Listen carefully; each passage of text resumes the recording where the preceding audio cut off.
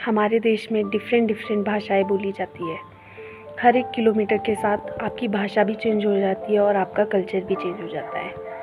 तो फिर जब मेरी शादी हुई तो मैं थी शिमला से और मेरे जो ससुराल वाले हैं वो है दालला साइड से। रहते शिमला में ही है, लेकिन भाषा में चेंज आ ही जाता है और अपनी भाषा कभी छोड़नी भी नहीं चाहिए, वो आप चाहे कहीं भी रहे। तो फिर जब मेरी शादी हुई तो मतलब यहाँ की भाषा और मेरे मायके वालों की भाषा में काफ़ी अंतर था।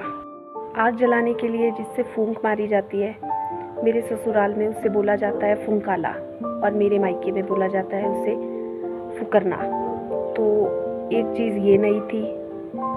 जो अरबी होती है उसे मेरे ससुराल वाले बोलते हैं कचालू और मेरे मायके वाले बोलते हैं उसे आल।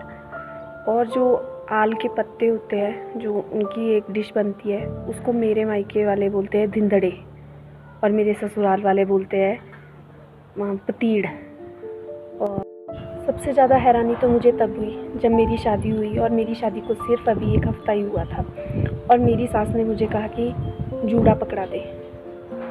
और मैं एकदम से स्टक हो गई और उनको देखती रही और वो मुझे देखते रहे। वो ये सोचने लगे कि ये दे क्यों नहीं रही और मैं ये सोच रही थी कि मैं अपने सिर का जूड़ा उनको कैसे दे दूँ।